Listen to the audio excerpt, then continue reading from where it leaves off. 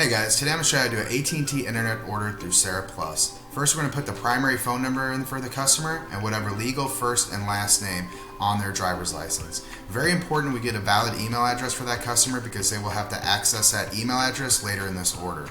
Next, we're going to enter a service address. You can search an address and see what internet speeds are available by clicking on the magnifying glass. Go ahead and submit order. And we're going to go ahead and build the sales offer here. Select new customer and we'll select my name Manoj and we'll build that sales offer.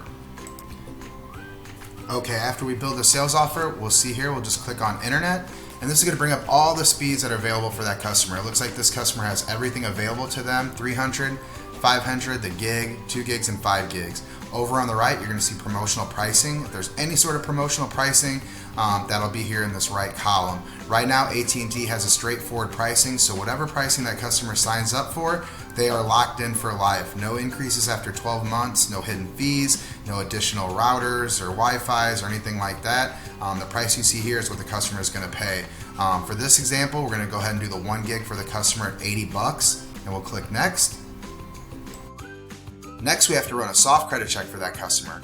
If the customer does not want to provide their social, you can validate with either a driver's license or state ID. A soft credit check has no hard impact on that customer's credit score. It basically checks if that customer ever had AT&T before or owes them any sort of money or what type of pay history they had when they did have AT&T. After we validate, it might run into NCVC quality check.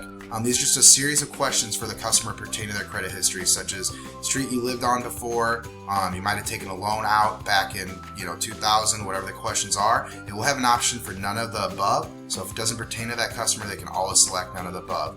Once completed, you'll click on Validate Answers.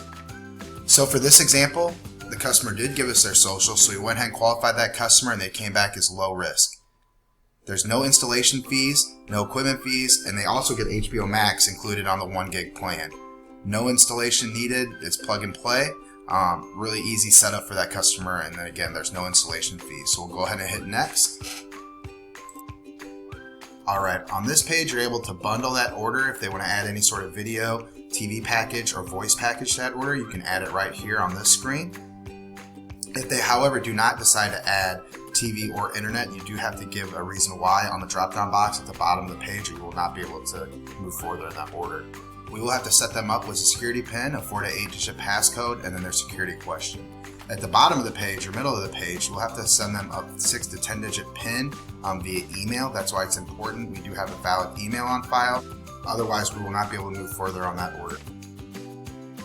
The next page, we're going to have the customer agree to all the terms, conditions, and disclosures. All you have to do is check all the boxes on the left to proceed to the next page, and we'll click Payments. The customer will receive an email with all these terms and conditions as well. So as you can see, there was no payment due at this time for the order, but the customer can set up on auto pay if they want. Just click the box, make it green. If they don't want to set up auto pay, you can click it again and it'll go red, and you can click Process Order. Now the last screen, all we're doing is setting up the customer, picking their install date and time. The nice thing about AT&T, it's fairly quickly, and you don't really have any issues with the customer missing their install date. So you'll see here all the install dates that are available, and if you want to add any additional notes for that install. Click on Submit Order, and congratulations, you've done your first AT&T Internet order.